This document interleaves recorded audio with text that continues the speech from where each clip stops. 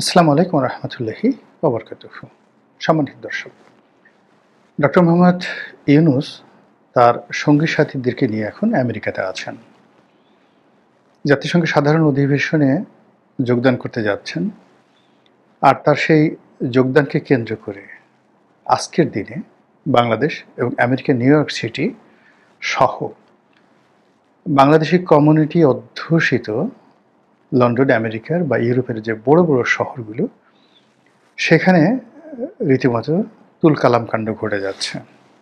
এই ভিডিওটি যখন করছি তখন এক ফাঁকে সোশ্যাল মিডিয়াতে দেখে এলাম যে ডক্টর মোহাম্মদ ইউনূসকে রিসিভ করার জন্য বিএনপির কিছু নেতাকর্মী এবং কিছু সোশ্যাল অ্যাক্টিভিস্ট, যারা মূলত ডক্টর মোহাম্মদ ইউনূসকে সমর্থন করেন, তারা এয়ারপোর্টে গেছেন এবং তারা এয়ারপোর্টে গিয়ে নিজেদের নিরাপত্তার জন্য ডক্টর মোহাম্মদ ইউনূসকে প্রোটোকল দেওয়ার জন্য সবাই পুলিশকে ফোন করছেন, ঘন ঘন পুলিশকে ফোন করছেন।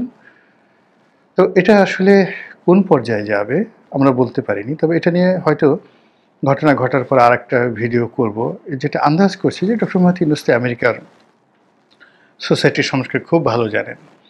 তো সেখানে যেভাবে পুলিশ যে কোনো বিপদে এগিয়ে আসে, এটা যেমন সত্য, তেমনি আবার আপনার গণতান্ত্রিক অধিকার প্রয়োগ করার জন্য আপনি মিছিল করতে পারেন, মিটিং করতে পারেন, পুলিশের অনুমতি নিয়ে আপনি ডিমও মারতে পারেন, যে কাজটি আওয়ামী লীগ করবে। কিন্তু যে কাজটি আওয়ামী লীগের লোকজন এখন পর্যন্ত কল্পনা করতে পারছে না। ফার্স্ট থিং হলো যে তাদেরকে প্রতিহত করার জন্য, কাউন্টার মিছিল করার জন্য এখানে জামাতি লোক একত্র হতে পারে, বিএনপি লোক একত্র হতে পারে।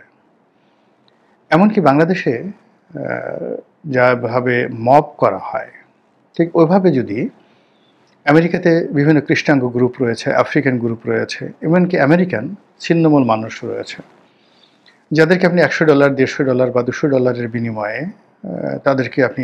তাকে দিয়ে আপনি অনেক কাজ করাতে পারেন। 50 জন আপনি এরকম নিগ্রো, 50 জন এভাবে ছিন্নমূল আমেরিকান মাস্তান টাইপের, যারা বাংলাদেশের চাপাতি বাহিনীর মতো, তো তারা যদি রাস্তায় নামে, এরকম 100 জন লোক রাস্তায় নামে এবং এদেরকে ভাড়া করে পাওয়া যায়, এনিওয়ান ক্যান ডু ইট। তো তারা জাস্ট মব তৈরি করলো, এই ধর ধর ধর, মানে ইংরেজির লোক বাংলায় বললো ধর ধর ধর, এবং আওয়ামী লীগের লোকজনদেরকে তাড়া করলো। এরকম ঘটনাটা ডক্টর মোহাম্মদ ইউনূসের জন্য কোনো বিষয় না। এর কারণ হলো তিনি আমেরিকাতে গ্রামীণ ব্যাংক চালান। আমেরিকার অনেক স্টেটে তার গ্রামীণ ব্যাংকের অফিস আছে এবং বাংলাদেশে তার যে অফিস রয়েছে গ্রামীণ সেন্টার, এরকম আমেরিকাতে তার অফিস এবং ইনভেস্টমেন্ট কোনো অংশে কম নয়। প্লাস বাংলাদেশে তার যে কানেক্টিভিটি, তার সাথে আমেরিকাতে তার বিভিন্ন কানেক্টিভিটি অনেক বেশি। তিনি তো এর আগে আমেরিকাতে বিয়ে করেছেন, তার মেয়েও ওখানে থাকে, বেশ সুপরিচিত। তারপর Clinton, Hillary Clinton, Joe Biden, এই ডেমোক্র্যাটদের যত লোক আছে সব তার পরিচিত। এবং এই ডেমোক্র্যাট যে সংগঠন, এটার যে নেতাকর্মী যারা আছেন নিউ ইয়র্ক সিটিতে, ইজিলি তাদেরকে তিনি ভাড়া করতে পারেন। এবং আপনি জানেন ওয়াশিংটন পোস্টের মতো পত্রিকা তিনি বারবার পুরো পৃষ্ঠা জুড়ে যে বিজ্ঞাপন দিয়েছেন, তো তিনি এই কাজগুলো করতে অভ্যস্ত। কাজেই তাকে নিয়ে আজকের এই দিনে সত্যিকার অর্থে কে জিতবে, কে ঘটবে, কি ঘটবে, কে ঘটাবে, এই জিনিসগুলো এখনো পর্যন্ত কিন্তু বলা যাচ্ছে না। লন্ডনে আওয়ামী লীগের যে বিজয়টা হয়েছিল, সফলতা আওয়ামী লীগ পেয়েছিল, এর কারণ হলো ডক্টর মোহাম্মদ ইউনূসের কোনো প্রস্তুতি ছিল না। বিএনপি সেখানে তাকে সাহায্য করেনি। আর এইবার যেটা হচ্ছে এনসিপি, বিএনপি, জামাত এবং ডক্টর মোহাম্মদ ইউনূসের ব্যক্তিগত যোগাযোগ সব মিলিয়ে আওয়ামী লীগের বিরুদ্ধে তারা শোডাউন করার চেষ্টা করবে। এবং এখানে যদি আওয়ামী লীগ জিতে যায়, তাহলে ডক্টর মোহাম্মদ ইউনূসের বাংলাদেশে ফিরে আসাটা খুব লজ্জাকর হয়ে পড়বে। আর যদি আওয়ামী লীগ হেরে যায়, তাহলে ডক্টর মোহাম্মদ ইউনূস বাংলাদেশে আসবেন, 5 বছর থাকবেন না 10 বছর থাকবেন, এটা তার দয়া মায়ের উপর নির্ভর করবে। এটা হলো যে আমি এই অল্প সময়ের জন্য সামাজিক মাধ্যমে ঢু মেরে যে দৃশ্য দেখলাম তার বর্ণনা। এখন মূল প্রসঙ্গে আসি। মূল প্রসঙ্গ হলো ডক্টর মোহাম্মদ ইউনূস যখন যাচ্ছেন তখন বাংলাদেশের সার্বিক অবস্থা ভালো না। অর্থনৈতিক অবস্থা, রাজনৈতিক অবস্থা, নির্বাচনের পরিবেশ, সামাজিক বিশৃঙ্খলা সব মিলিয়ে এরকম একটা ত্রাহি অবস্থা। মনে হচ্ছে যেন একটা তাসের ঘর যে কোনো সময় এটা মানে যাকে বলা হয় যে কোনো কিছু ঘটতে পারে। তো সেই অবস্থায় ডক্টর মোহাম্মদ ইউনূস যখন আমেরিকাতে যাচ্ছেন, তার বিরুদ্ধ পক্ষ বলার চেষ্টা করছেন যে তিনি আর আসবেন না, তিনি আর আসবেন না, আপনারা তো তাকে চেনেন না, তিনি আর আসবেন না। আর এই সময়টাতে তার যারা প্রিয়জন আপনজন আমেরিকাতে বলতে গেলে সবাইকে তিনি নিয়ে গেছেন। তো সেখানে তাদেরকে S1 ভিসা ম্যানেজ করে তারপর তাদেরকে সেখানে এস্টাবলিশ করা, রাজনৈতিক আশ্রয় বা অন্য যে কোনো জিনিস আছে, এটা ডক্টর মোহাম্মদ ইউনূসের জন্য ওয়ান-টুর বিষয়। তো আসলে কি তিনি সেখানে থাকবেন বা থাকা সম্ভব, বা থাকলে দেশের কী লাভ হবে, তার কী লাভ হবে, আমাদের কী ক্ষতি হবে, আমাদের কী লাভ হবে, এই বিষয়গুলো নিয়ে খোলামেলা আলাপ আলোচনা না করে সবাই অভিশাপ দিচ্ছে যে এই মুহূর্তে বোধহয় ডক্টর মোহাম্মদ ইউনূসের শাসন শেষ হলেই আমরা বেঁচে যাই। আমি এখানে খুব বিনয়ের সঙ্গে দ্বিমত পোষণ করি যে এই ঘটনাটা আসলে আমরা যত সহজ সরল সমীকরণ করছি এভাবে হবে না। ডক্টর মোহাম্মদ ইউনূস ইতিহাসের একটা অপরিহার্য সময় এসেছেন। এখন তার আসার পেছনে ম্যাটিকুলাস ডিজাইন ছিল বা ছিল না, তারপরে এখানে সেনাবাহিনীর কু হয়েছে কি হয়নি, তারপর পেছনে তৃতীয় দেশের কোনো ডিপ স্টেট পলিসি ছিল কি ছিল না, এগুলো একেবারে অপ্রয়োজনীয় আলোচনা। বাস্তবতা হলো যে একেবারে সহজ সরল সাদা চোখে আমরা যেটা দেখেছি সেটি হলো মানুষ সেই 2014 সন থেকে ক্রমাগত ফুঁসছিল।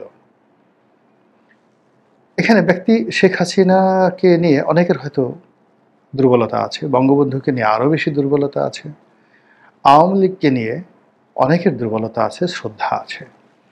কিন্তু বাস্তবতা হলো যে শেখ হাসিনার শাসনে যে সকল অলিগার তৈরি হয়েছিল, যে সকল মাফিয়া তৈরি হয়েছিল এবং যে সকল সিন্ডিকেট তৈরি হয়েছিল প্রশাসনে, বিচার বিভাগে, আইন অঙ্গনে, ব্যবসা বাণিজ্যে, পথে ঘাটে মাঠে, তারা মানুষের জীবনকে জাহান্নাম বানিয়ে ফেলেছিল। এক। 2 নম্বর হলো যে মানুষ এতটা মাহরুম এবং মজলুম হয়ে পড়েছিল যে তাদের আশ্রয় নেওয়ার মতো কোনো জায়গা ছিল না। যদি এখন সেটা আরও খারাপ অবস্থা হয়েছে, তবুও সেই সময়ের ঘটনা মনে করুন যে আশ্রয় নেওয়ার মতো কোনো জায়গা ছিল না। ছাত্রলীগের চাপাতি বাহিনী আপনাকে ধাওয়া করেছে, ওসি প্রদীপ আপনাকে ধাওয়া করেছে, সালমান এফ রহমান আপনার সম্পত্তির উপর, আপনার স্ত্রী কন্যার উপর হাত দিয়েছে, কিংবা ডিজিএফআই, শেখ হাসিনার ডিজিএফআই, শেখ হাসিনার এনএসআই, শেখ হাসিনার ডিবি, তারা আপনাকে টার্গেট করেছে। ওই মুহূর্তে আপনি সান্ত্বনার জন্য জিকির করতে পারেন, আজকার করতে পারেন, আল্লাহর কাছে কান্নাকাটি করতে পারেন, কিন্তু এই জমিনে, বাংলার জমিনে, মানে পৃথিবীর কোথাও, এই বাংলাদেশে বসে পৃথিবীর কোনো শক্তি ছিল না শেখ হাসিনা সেই সিন্ডিকেটের বিরুদ্ধে একটা টু শব্দ করে। বোঝার চেষ্টা করুন, বাংলাদেশে আমেরিকার রাষ্ট্রদূত মার্শাল বার্নিকাট বুম বদিউল আলম মজুমদার সাহেবের বাসায় গেছেন, তার গাড়ি ভেঙে দেওয়া হয়েছে। মায়ের ডাক নামক একটি প্রতিষ্ঠানের অনুষ্ঠানে গেছেন পিটার ডিহাস, আমেরিকান রাষ্ট্রদূত, তাকে অপমান করা হয়েছে এবং শেষমেশ তাকে ধাওয়া দেওয়া হয়েছে এবং তিনি প্রাণ ভয়ে সেখান থেকে পররাষ্ট্র মন্ত্রণালয়ে এসে আশ্রয় নিয়েছেন। এরপরে আমেরিকান রাষ্ট্রদূত সহ অন্যান্য রাষ্ট্রদূতের বডিগার্ড, পুলিশ প্রোটোকল প্রত্যাহার করে নেওয়া হয়েছে। তো সেখানে আমেরিকান রাষ্ট্রদূত তিনি যেখানে নিরাপত্তাহীনতায় ভুগেছেন, থানায় জিডি এন্ট্রি করতে হয়েছে এবং লোকজন তাকে অসহায় তিনি হাসাহাসি করেছে, সেখানে আমজনতার অবস্থা কেমন ছিল, এটা হলো রিয়ালিটি। কোনো রকম এটা নিয়ে এখন ইউনূস সাহেব পারছেন না, ব্যর্থ হয়েছেন, শেখ হাসিনা জমানার চেয়ে প্রত্যেকটা জিনিস খারাপ হয়েছে, এটা সত্য, কিন্তু আগের জমানাটাকে তো স্বীকার করতে হবে। এবং এটার প্রেক্ষিতে যে আন্দোলনটা হলো, যে খুন খারাপি হলো, এবং জুলাইয়ের যে বিপ্লব, সেই বিপ্লবটা যেটা বাড়তে বাড়তে গিয়ে আগস্ট মাসের 2024 সালের আগস্ট মাসের 5 তারিখে যে ঘটনাটা ঘটলো, আল্লাহর ওয়াস্তে সেই সময়টা চিন্তা করুন। দেখবেন যে ওই সময়টিতে দুটো অপশন ছিল। জেনারেল ওয়াকারুজ্জামান সর্বাঙ্গীন সুন্দর হতো তিনি যদি মার্শাল ল জারি করতেন, অথবা দেশে জরুরি অবস্থা জারি হতো। তো জরুরি অবস্থা জারি হলে মূলত সমস্যার সমাধান হতো না। এখানে মার্শাল ল জারি করে আওয়ামী লীগের বিরুদ্ধে যদি এখন যে ব্যবস্থা নেওয়া হয়েছে এই ব্যবস্থাগুলি যদি ওয়াকরুজ্জামান করতেন তাহলে সবার জন্য ভালো হতো। এটা ছিল একটা অপশন। কিন্তু যখন সেনাবাহিনী ক্ষমতা না নেওয়ার সিদ্ধান্ত নিল, রাজনৈতিক দলগুলো জাতীয় সরকার গঠন করতে রাজি হলো না, তখন ডক্টর মোহাম্মদ ইউনূসের দায়িত্ব গ্রহণটা it was the finest and best choice. এবং ওই মুহূর্তে সেই আগস্ট মাসের ৮ তারিখ নিয়ে যখন প্রধান উপদেষ্টার উপরে শপথ নিলেন, তখন ভারতের সঙ্গে বাংলাদেশের যে সম্পর্ক, আমেরিকার সাথে যে সম্পর্ক, ওটা ডক্টর মোহাম্মদ ইউনূসের মতো একজন আন্তর্জাতিক খ্যাতিসম্পন্ন ব্যক্তি না হলে ওই সময়টিতে আমরা হয়তো রক্ষা পেতাম না। সিভিল ওয়ার শুরু হয়ে যেত। এমনকি সামরিক শাসন দিয়েও ৭ দিন সামরিক শাসন রাখা যেত না, পাল্টা কু হতো। এবং খালেদ মোশাররফের মতো যাকে বলা হয় জেনারেল ওয়াকারুজ্জামানকে মরতে হতো, কোনো সন্দেহ নেই। তো সেই জায়গাটাতে ডক্টর মোহাম্মদ ইউনূস এসেছেন এবং ওটা ছিল এ গিফট ফ্রম অলমাইটি আল্লাহ, আল্লাহর পক্ষ থেকে একটা উপহার। এখন সেই উপহারটা আমরা ব্যবহার করতে পারিনি, ডক্টর মোহাম্মদ ইউনূস ব্যবহার করতে পারেনি, এটা ভিন্ন একটা প্রসঙ্গ। কিন্তু বাস্তবতা হলো যে ওই সময়টাতে এর চেয়ে আর ভালো কিছু অপশন ছিল না। এখন গত ১ বছরে ডক্টর মোহাম্মদ ইউনূস তার সঙ্গী সাথীরা যে কর্মকাণ্ড করেছেন, তাতে করে শেখ হাসিনার জমানাতে যে ক্ষতগুলো তৈরি হয়েছিল, যে গর্তগুলো তৈরি হয়েছিল, যে বিভাজন তৈরি হয়েছিল, সমাজ যেভাবে সহিংস হয়ে পড়েছিল, সেটা আরও এখন বহুমাত্রিক হয়ে গেছে। প্রতিটি সমস্যা আগের চাইতে কয়েক গুণ বেড়ে গেছে। আর আগে সমাধানের যতটুকু সুযোগ ছিল, যেমন আপনার যদি পুলিশে কোনো বড় কর্তা থাকতো, ডিজিএফআইতে যদি কেউ আপনজন থাকতো, আওয়ামী লীগের কোনো নেতার সঙ্গে আপনার ভালো সম্পর্ক থাকতো, আপনি কিছুটা হলেও রিলিফ পেতেন। কিন্তু এখন স্বয়ং ডক্টর মোহাম্মদ ইউনূস, হাসনাত, সার্জিস কিংবা মির্জা ফখরুল, মির্জা আব্বাস, জামাতের আমির, আপনি যান না কেন, মানে কেউ আপনাকে এ কমপ্লিট সলিউশন অ্যান্ড রিলিফ দিতে পারবে না। পুরো অবস্থাটা চলে গেছে। ফলে মানুষ ওই শেখ হাসিনাকে যেভাবে তাড়ানোর জন্য অভিশাপ দিতেন, যেভাবে তার বিরুদ্ধে ন্যারেটিভ তৈরি করতেন এবং বলতেন যে কি হবে না হবে পরে দেখা যাবে, আগে যাক। আমি এই উদাহরণটি আগেও একবার বলেছি যে ধানমন্ডির একটা বেশ বড় ডিপার্টমেন্টাল স্টোরের মালিক বা ম্যানেজার। তো একদিন তার কাছে গেলাম, আমার ইউটিউবে টক শো দেখেন, আমার ভক্ত। তো বারবার বলতেছিলেন যে স্যার কবে যাবে, এটা 2024 সনের ধরুন ফেব্রুয়ারি মাসের দিকে, কবে যাবে স্যার, আর তো পারছি না, সহ্য হচ্ছে না। আমি বললাম যে এখানে আপনি কতদিন ব্যবসা করেন? স্যার প্রায় 40 বছর। তো আমি বললাম যে আপনার এই দেখবেন যে শেখ হাসিনা যদি চলে যায়, এমন অবস্থা তৈরি করেছে আপনার এই দোকান লুট হয়ে যাবে, আপনি এখানে বসতে পারবেন না। আর দোকান যদি লুট নাও হয়, বেচাকেনা বন্ধ হয়ে যাবে এবং আপনি যে সকল লাক্সারি আইটেম বিক্রি করেন একটাও বিক্রি করতে পারবেন না। তো বলে যে যাক স্যার, এই দোকান পুড়ে যাক, জ্বলে পুড়ে ছারখার হয়ে যাক, কিন্তু শেখ হাসিনা চলে যাক। যাই হোক, সেই একই মানুষ মাস 6 আগে তার সঙ্গে দেখা হলো, দোকানে বসে আছেন কর্মচারী সহ, কোনো বেচা কেনা নাই, মুখ গম্ভীর। আমি বললাম যে কী ব্যাপার? স্যার আর পারছি না। আমি বললাম যে কেন, আপনি তো বলেছিলেন যে এই অবস্থা।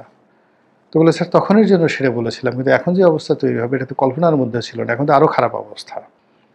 ফলে কি হলো, শেখ হাসিনার জমানাতে সে আশা করেছিল তার দোকানটা যদি জ্বালিয়ে পুড়িয়ে ছারখার করে দেওয়া হয় তবুও শেখ হাসিনা চলে যায়। তো ওই যদি তার মন মানসিকতা হয়, তাহলে এখন পরিবর্তিত অবস্থাতে সেই ভদ্রলোক কী চিন্তা করছেন যে যে কোনো মূল্যে ডক্টর মোহাম্মদ ইউনূস চলে যাক। এইভাবে দেশের লক্ষ লক্ষ কোটি কোটি মানুষ এই ন্যারেটিভ কিন্তু তৈরি করে ফেলেছে। এখন তিনি চলে গেলে সামরিক শাসন আসবে, নির্বাচনে জাতীয় সরকার হবে নির্বাচন করার জন্য, তত্ত্বাবধায়ক সরকার হবে না, কি হবে ডাজ নট ম্যাটার, মানুষ এত কিছু চিন্তা করছে না।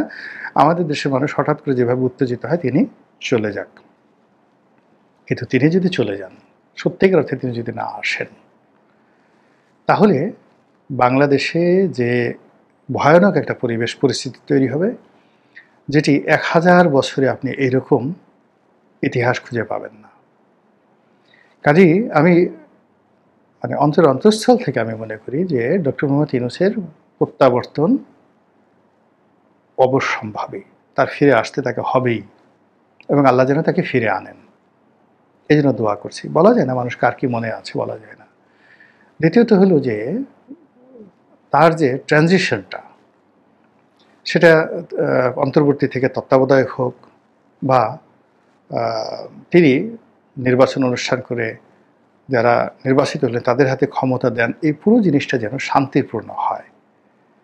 আদারওয়াইজ যে বিশৃঙ্খলাটা তৈরি হবে, অর্থাৎ উনার যদি অশান্তিময় বিদায় হয় এবং পরিবেশ পরিস্থিতি যদি নিয়ন্ত্রণের বাইরে চলে যায়, সেটা যে কোনো ফর্মে হোক না কেন, এটা অতীতের যে ক্ষয়ক্ষতি, শেখ হাসিনা জমানাতে হয়েছে, এরশাদের জমানাতে হয়েছে, 2006-তে হয়েছে। আপনি খেয়াল করুন 75-এর 15 আগস্ট বঙ্গবন্ধুর হত্যাকাণ্ডের পরে সারা বাংলাদেশ যাকে বলা হয় স্তব্ধ হয়ে গেছিল, কিন্তু রাজনৈতিক প্রতিহিংসা ক্ষয়ক্ষতির পরিমাণটা কিন্তু ছিল না। একটা ঘৃণা ছিল, কিন্তু এখন যেভাবে হচ্ছে তার 1000 ভাগের 1 ভাগ ছিল না। সত্তার সাহেবের পতনের পরে এরশাদ সাহেব ক্ষমতা এলেন, মার্শাল ল দিলেন। ক্ষয়ক্ষতির কথা চিন্তা করেন, এখনকার তুলনায় এটা নস্যি, কিন্তু 75-এর তুলনায় বেশি ছিল। আওয়ামী লীগের উপর, মানে বিএনপির উপর, নেতাকর্মীদের উপর অনেক জুলুম অত্যাচার হয়েছে। আবার এরশাদের পতনের পরে সত্তার সাহেবের যে ট্রানজিশন, তার সাথে অনেক বেশি ক্ষয়ক্ষতি জাতীয় পার্টির নেতাকর্মীদের হয়েছে। এভাবে যতবারই ক্ষমতার পালাবদল হয়েছে এবং অশান্তির মধ্যে হয়েছে, বিশেষ করে 111-এর সময় কোমর ভেঙে গেছে। আবার 111-এর সময় বিএনপির যে ক্ষতি হয়েছে, তার সাথে অনেক বেশি ক্ষতি এখন কিন্তু আওয়ামী লীগের হচ্ছে। তো কাজেই একটা অনিয়মতান্ত্রিক অশান্তির মধ্যে যদি ডক্টর মোহাম্মদ ইউনূসের পতন হয় বা তিনি যদি না আসেন, একটা ভ্যাকুম তৈরি হয়, তাহলে এই যে আগস্ট মাসের 5 তারিখে শেখ হাসিনা চলে যাওয়ার পর যে পরিস্থিতি তৈরি হয়েছে, তার সাথে ভয়ঙ্কর ভয়ঙ্কর মহাভয়ঙ্কর আউট অফ আওয়ার ইমাজিনেশন এরকম পরিস্থিতি তৈরি হবে, যেটা একজন নাগরিক হিসেবে আমি কখনোই কল্পনা করি না। মহান আল্লাহ আমাদের সবাইকে হেদায়েত দান করুন এবং হেফাজত করুন। আসসালামু আলাইকুম ওয়া রাহমাতুল্লাহি ওয়া বারাকাতুহু।